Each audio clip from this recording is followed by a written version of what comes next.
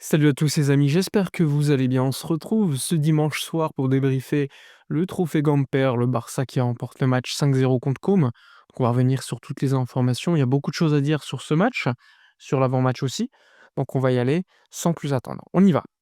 Vous l'avez vu avant le match, il y avait la présentation de l'effectif, avec notamment le discours d'Hansi Flick en espagnol, mais également le discours de Marc-André Ter Stegen, qui a quand même été applaudi et qui, on le voit, reçoit un certain soutien du public qui était présent et qui a expliqué que bon, les problèmes qu'il y avait avec le club, maintenant il fallait avancer et que c'était du passé. Bon, ça a été applaudi. On a pu voir la présentation des recrues, donc Joan Garcia, Rashford, mais également Rui Bardi, donc ça me fait penser au fait qu'il sera bien en équipe première, hein, puisqu'il a un maillot numéro 19, donc parmi les 25, donc équipe première normalement, alors qu'il y avait un doute sur la potentielle inscription en équipe B ou pas de Rui Bardi, donc c'est quand même une bonne chose. Ensuite, on a vu les 11 mis en place, un 11 quand même plutôt compétitif mis en place par Hansi Flick, hein. C'était quasiment le 11 de gala, avec notamment, Joan Garcia au but, les latéraux Baldé, Eric Garcia. Il n'y avait pas Koundé, Koundé qui va rentrer à la mi-temps à la place d'Eric Garcia. Défense, Araujo, Cubarsí, milieu de Jong, Pedri, Fermin-Andis et sur les côtés, Lamine Yamal, Rafinha et en neuf, Marcus Rashford et pas Ferran. Ferran qui lui aussi est entré à la mi-temps tout comme Jules Koundé. Bon, un début de match que j'ai trouvé un petit peu au petit trou. Com n'a pas créé non plus énormément de danger. Il y a eu beaucoup de hors-jeu au début du match. En première mi-temps, je crois qu'il y a 6 hors-jeu. Donc la ligne défensive toujours assez intéressante, qui fonctionne.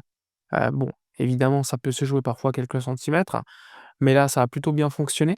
Le Barça, je les ai trouvés en première mi-temps, comme je vous l'ai dit, qui jouaient au petit trot, tranquille. On n'a pas vu, Pedri, celui qui est véritablement en grande forme sur la première mi-temps, c'est Fermin.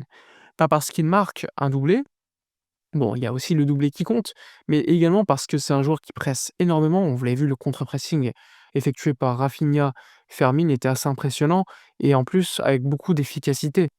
Ça a provoqué énormément de situations pour le Barça qu'on a d'ailleurs, concrétisées.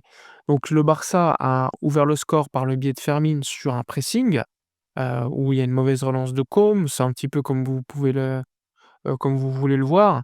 Ensuite, Fermin, là aussi, va mettre un doublé sur une passe de Frenkie de Jong à la suite d'un pressing très intéressant du Barça, là aussi. Et ensuite, ça va dérouler assez tranquillement avec un Rafinha qui va également marquer. On va également voir, Lamine Yamal. Bref, assez rapidement, le Barça va mettre énormément d'écart.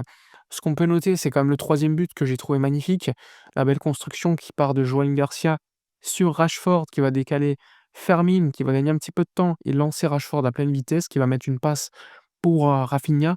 C'était vraiment le but, le plus beau en termes de construction. Après, Rashford aurait pu en mettre un avant la fin de la première mi-temps. Il est, tout seul, devant le but.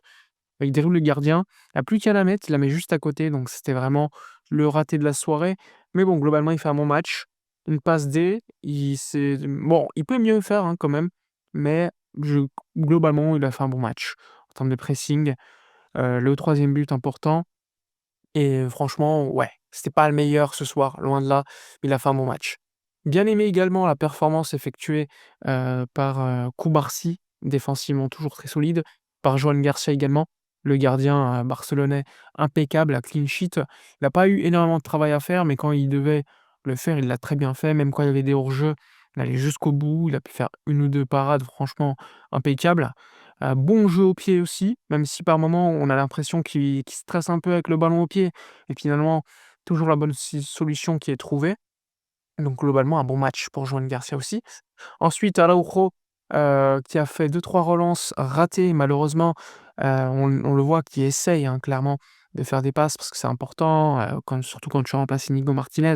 Donc sur ce point-là, il faudra évidemment qu'il s'améliore même si ça fait déjà quelque temps qu'on le dit. Mais défensivement, il a été plutôt propre. Après, c'est sûr qu'en face, c'était que Com. Mais bon, Com, c'était quand même une équipe qui essayait de jouer, qui pressait très, très haut, notamment au début du match. Com essayait d'avoir le ballon.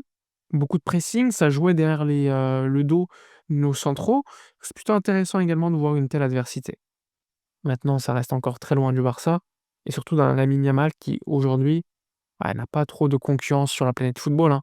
Franchement, il est impressionnant, que ce soit 2 contre 1, 3 contre 1, il y va. Il fait toujours la différence quasiment, que ce soit par les passes.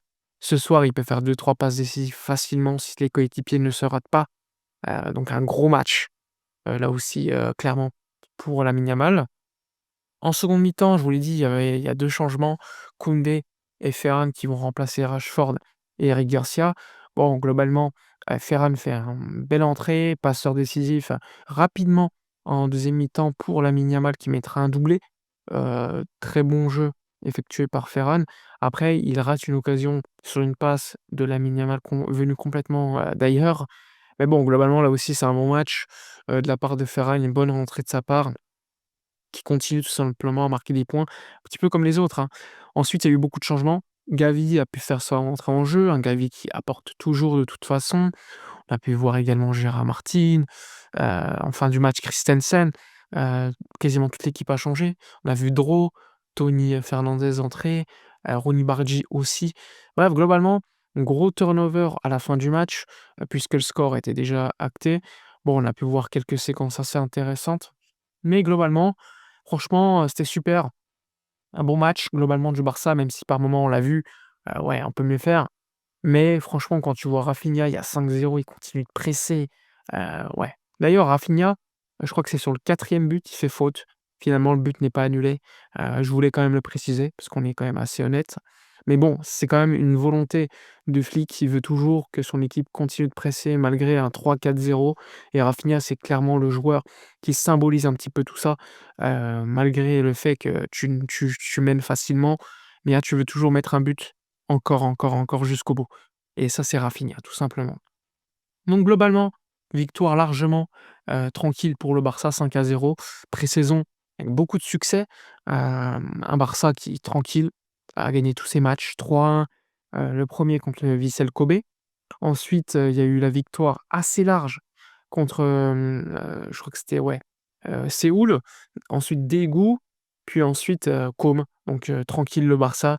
Je crois qu'il y a eu 2 clean sheets et un Barça qui continue de progresser et franchement, quand tu vois l'équipe de ce soir, bah, il y a quand même de bons espoirs pour que ça continue. Voilà pour la vidéo, de la journée, enfin de la soirée, le débrief. Dites-moi dans les commentaires votre opinion. Likez, commentez, partagez. Votre MVP, aussi, comme d'habitude. Moi, je vous dis à la prochaine et d'ici là, comme d'habitude, portez-vous bien.